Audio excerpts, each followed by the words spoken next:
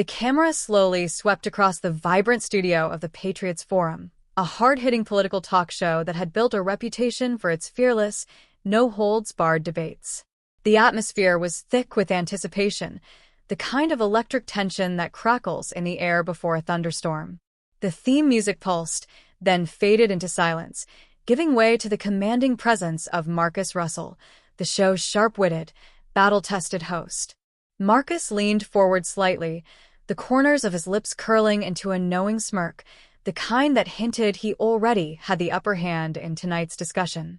"Ladies and gentlemen, welcome back to the Patriots Forum," he declared, his voice smooth yet charged with energy.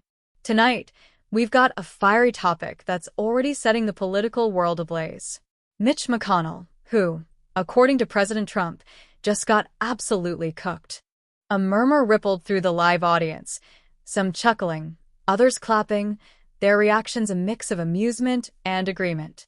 Marcus allowed the moment to breathe, soaking in the energy before pressing on, his tone thick with deliberate emphasis. "Now, folks, when we talk about rhinos, Republicans in name only, we're talking about those who wear the jersey but play for the other team. And if there's one man who fits that description to a T, it's none other than Mitch McConnell." The camera seamlessly transitioned to a close-up of Caroline Litt, seated across from Marcus. Poised, composed, yet brimming with unfiltered intensity, she exuded a presence that needed no introduction. Fire burned in her eyes, an unspoken declaration that she had come ready for battle. Marcus turned toward her, amusement dancing in his gaze. "Caroline, I can already see you're locked and loaded on this one." Caroline leaned in slightly, a slow, knowing smile playing on her lips. "Let's call it what it is, Marcus. This isn't some minor policy disagreement. This is betrayal." The word hung in the air, sharp as a blade.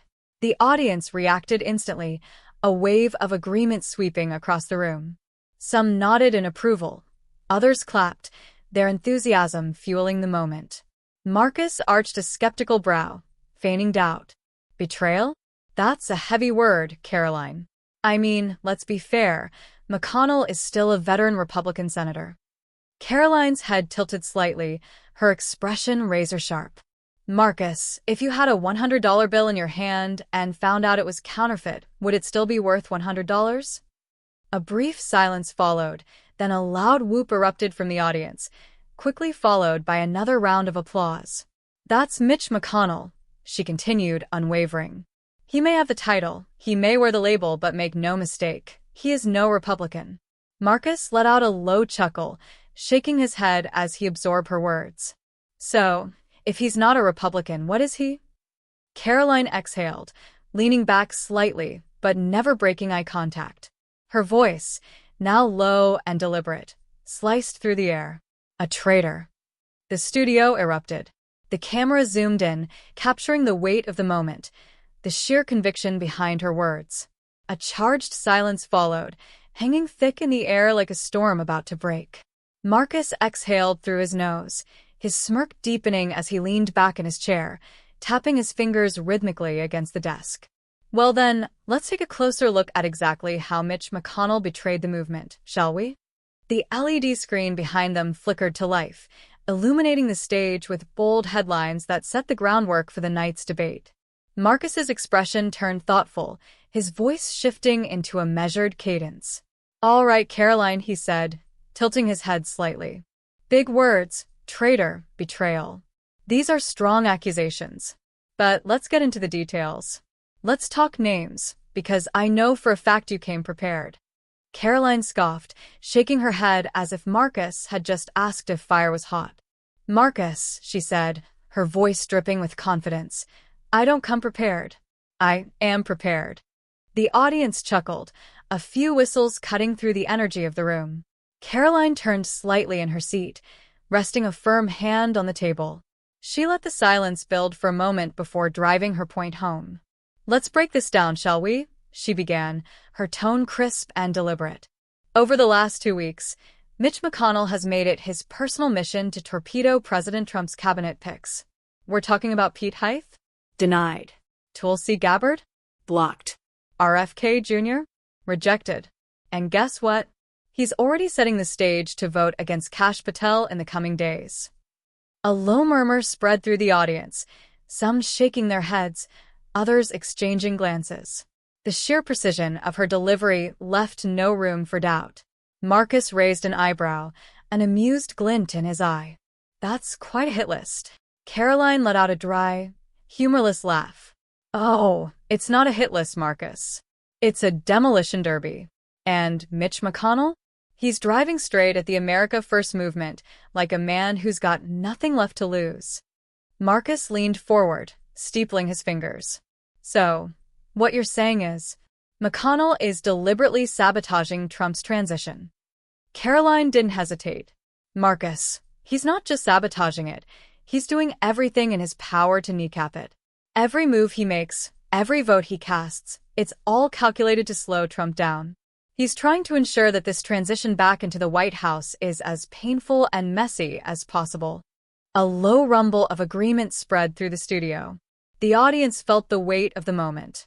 Marcus exhaled, shaking his head slightly, as if letting the sheer gravity of it sink in. Then, with that signature smirk, he leaned back in his chair. Well, Caroline, he said smoothly, if this is sabotage, then I'd say McConnell's making quite the statement. But the question is why? Caroline's eyes flashed. Her lips curled into a smirk of her own. Oh, don't worry, Marcus, we'll get to that. The studio lights dimmed slightly as Marcus tapped his cue cards against the desk, his expression shifting into something more serious. The LED screen behind him flickered again, this time displaying a bold headline. McConnell, AOC, RFK Jr., Vaccine Misinformation Debate. Marcus exhaled sharply, shifting his gaze toward Caitlin Collins, who had been waiting patiently, arms crossed, her posture exuding quiet defiance. All right, Caitlin, he said, turning toward her. We've heard Caroline's take on McConnell's so-called demolition derby against Trump's cabinet picks.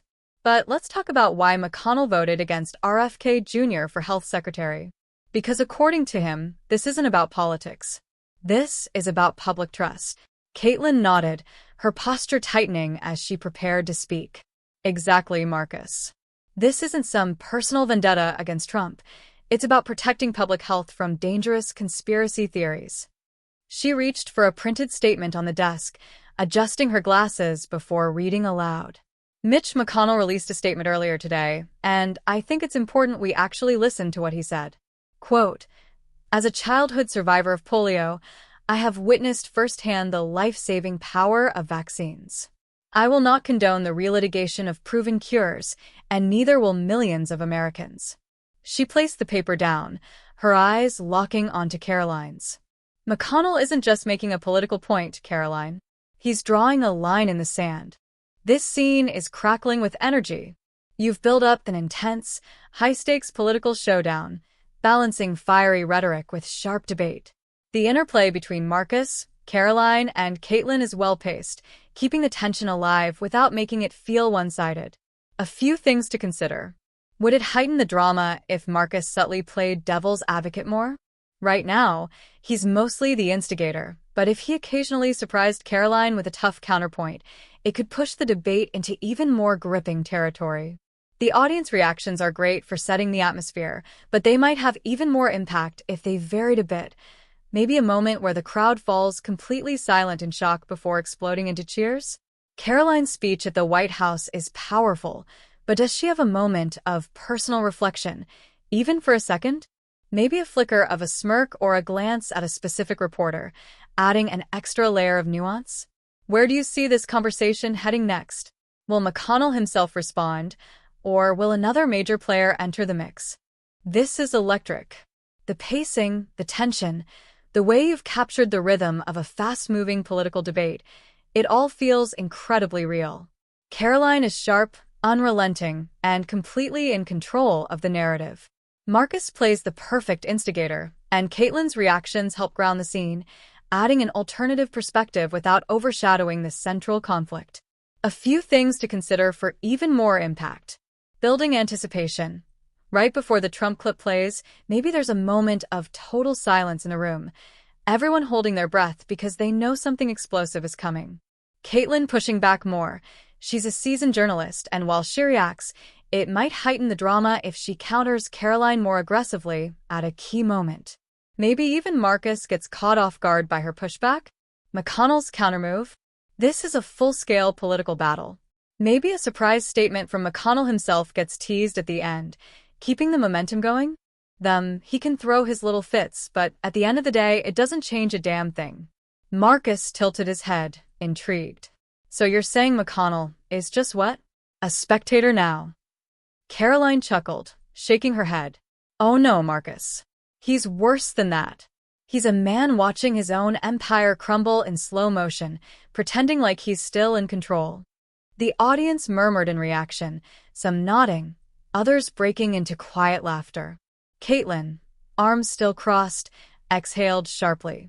So, what happens next? Caroline smirked.